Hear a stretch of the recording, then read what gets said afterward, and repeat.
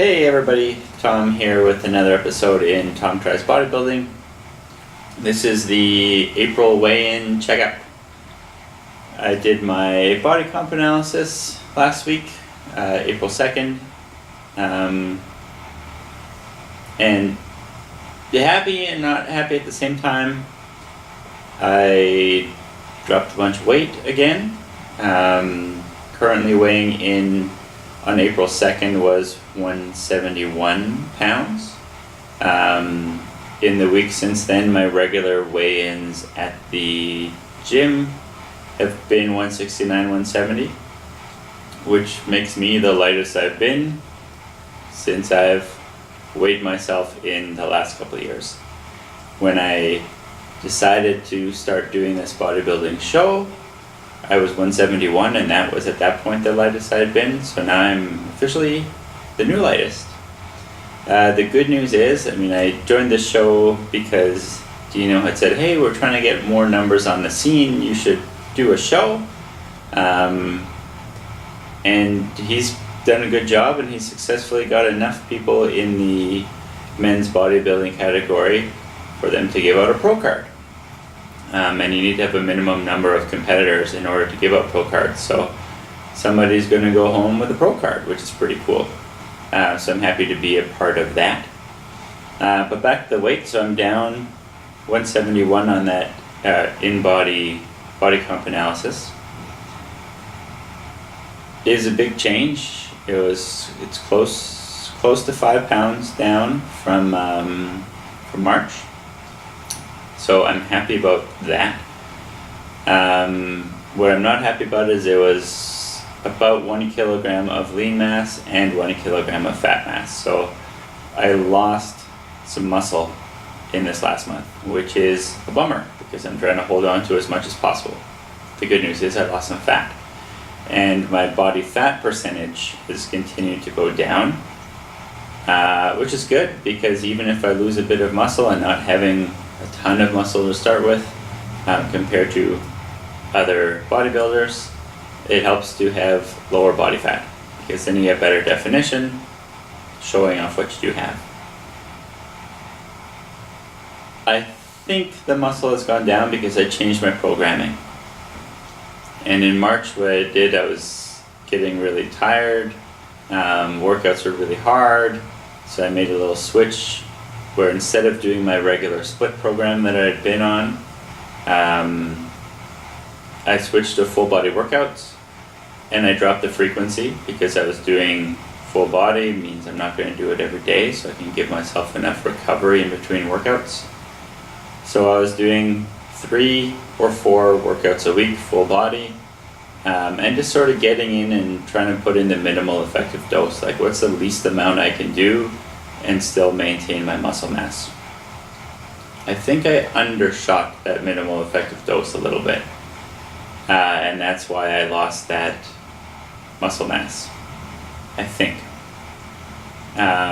So what I'm doing now is getting back into that split program, just making sure that I am putting enough work in to maintain. There's only 5 weeks left, and by the time I'm done editing this video, there's probably more like 4 weeks left. So it's the final push. Just got to force myself to get in the gym and do the workouts for 5 more weeks. So getting feedback from what my body's telling me and adjusting my programming. What I did last week after I saw that and I got back into my splits is if I'm pressed for time or just struggling in the workout, I'll take my regular workout and split it into 2 sessions. So in the first half, I'll do my 2 main compound exercise supersets. So for example, my lunges and pull downs, and then hip thrusts and rows, and then stop there, get that done. And then later on in the day, after I've eaten again, then I'll go back and do like the single joint stuff. So do the quad work or the hip abductor work and the biceps work or posterior delt work, and do that stuff after when I've recharged a little bit. And that makes it much more manageable to still get in that same amount of work in the day or in the course of a week without having to go through these longer workouts that are harder for me to get done. So that's the plan for the next couple of weeks, and see what happens.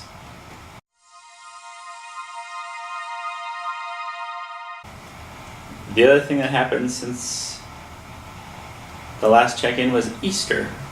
And Easter is sort of a feast day in our family. So we had a big family, like extended family potluck on the Friday night. It coincided with my refeed weekend, which was good. And I refed on Friday night and let myself have some chocolates and ate 2 plates of food and had some dessert. Just a lot of food. I ate a little bit less earlier in the day to try to allow for that, but I know for sure that I was way over my normal intake. That was one side of the family. So we had the other side of the family on Sunday, and I wanted to make sure that if I'm having 2 feast days in the same weekend, that I have as much possible control over the situation. So I hosted Easter lunch on the Sunday, and I tried to tell everybody, please do not bring anything. I will prepare everything that we need. Don't bring anything. Bring chairs to sit on, but don't bring any food. And that's because I know myself these days, especially how I react to food and excesses of food and sweets and stuff like that. And I talked about that in that video on refeeds and binging and stuff. So I wanted to control the food environment as much as possible on Sunday. I had my brother and his wife and their kids over, and my sister and my mom, and the kids are slightly picky, but we know they like pasta. So I made a tomato sauce. My sister's a vegetarian, so I made meatballs on the side. And to try to keep the total calories down, I made zucchini noodles. I made regular pasta for the kids. I made bread and like a salad to go with it. So we had what I thought was good food, and I could put it all in my MyFitnessPal and make the recipes, and I had an idea of how much protein I was getting in that day, and I was kind of curious to see how much food quantity I would eat in that setting, so I logged everything.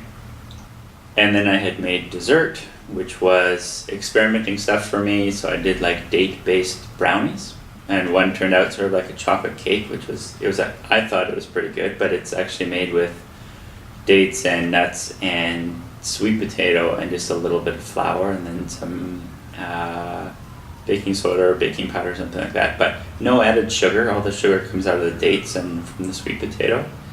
And then another one that was like a date and nut bar. And then I had made frozen yogurt ice cream.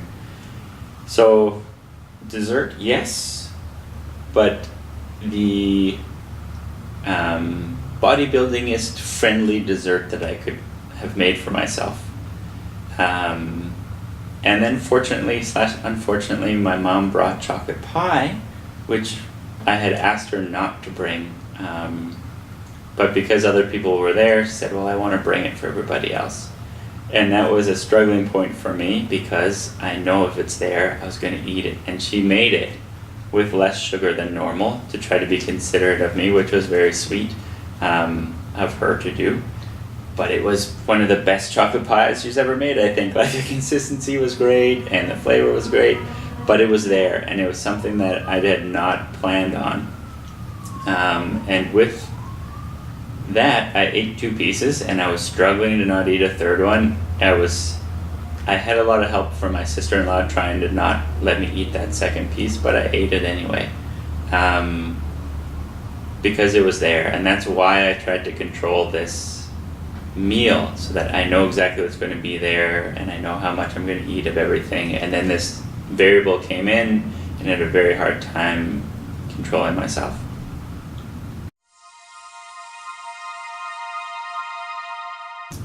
and I'm digressing a little bit, but I'm rereading the book Switch right now, which is about behavior change and change psychology. And the analogy that they keep coming back, and I forget who coined this analogy or who originally came up with it, is when we do behavior change, we have three things really to consider. That's our rational mind, our emotional mind, and then the environment. And the analogy that they make for that is the elephant is analogous to your emotional mind. And then you have a rider on that elephant. And that's your rational mind.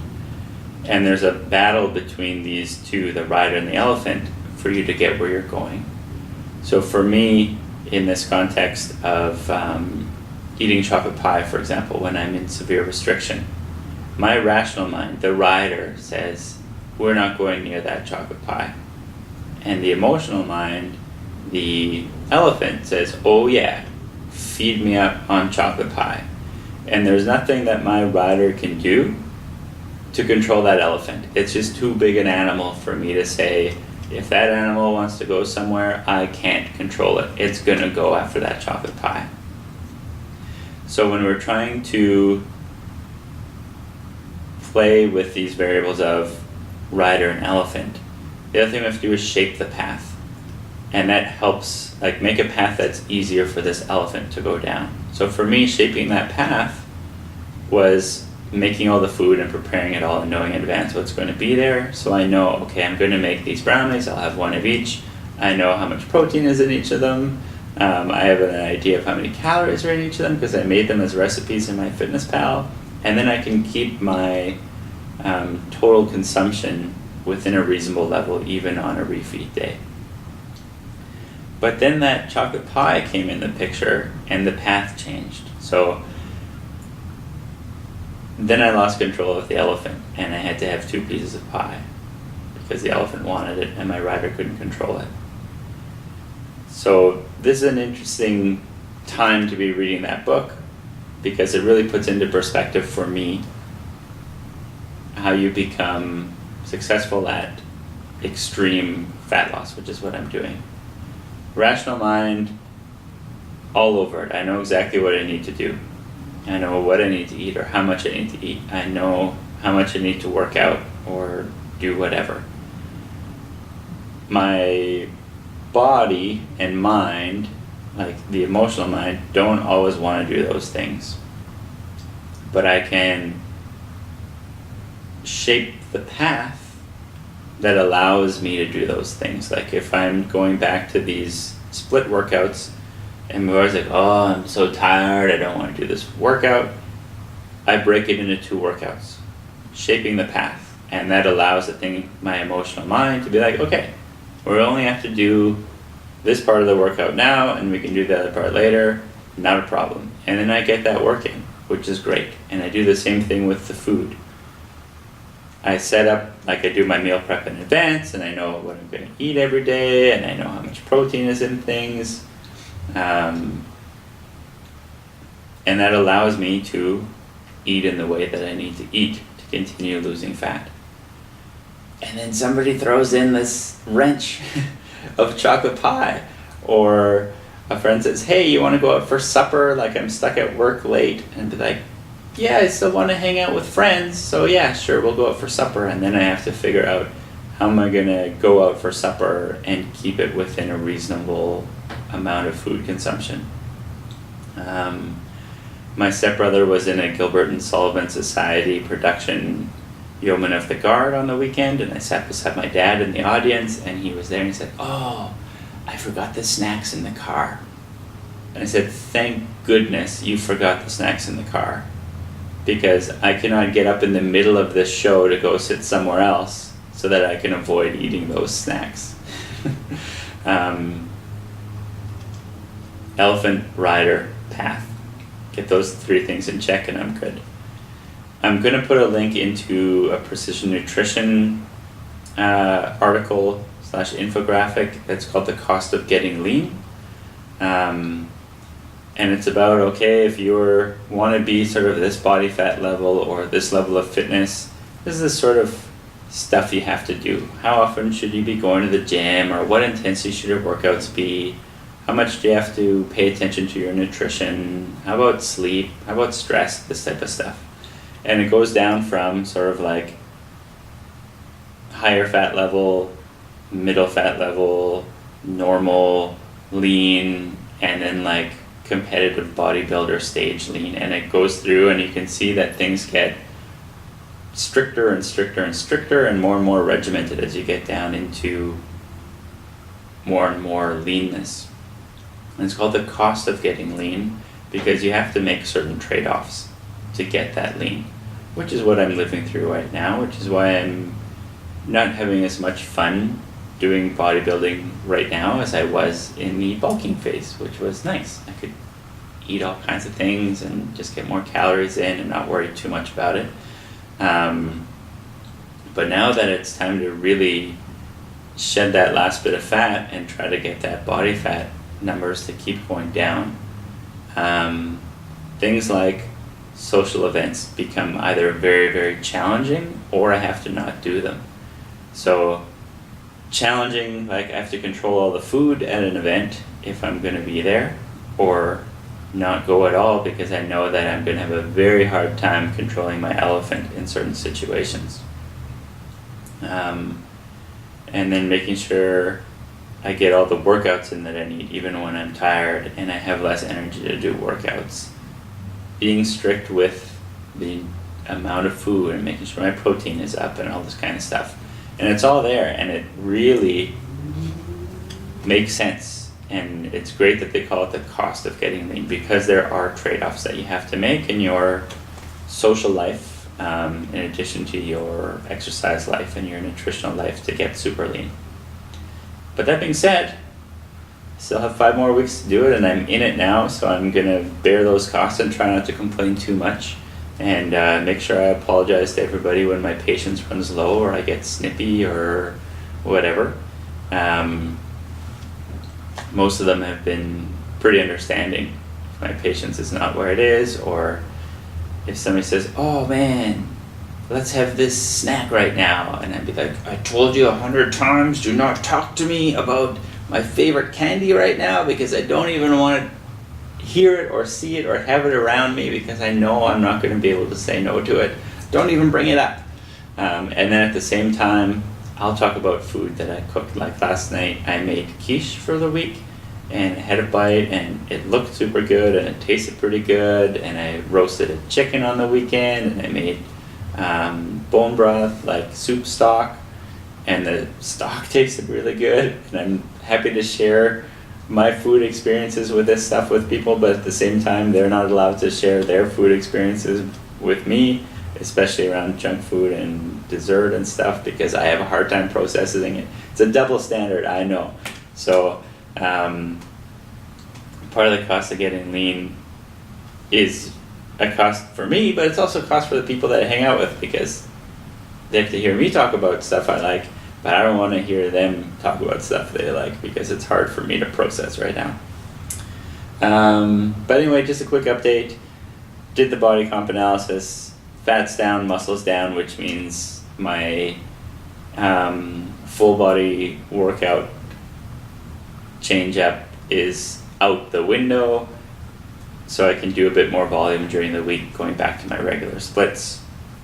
Try to hold on to that last bit of muscle mass in the last 5 weeks before the show, and the show now has enough bodybuilders for somebody to win a pro card, which is great for the natural bodybuilding scene in Manitoba. Good job, Dino. I'll check in again with you guys in a couple weeks as we get closer to the show, and let you know what's up. Bye.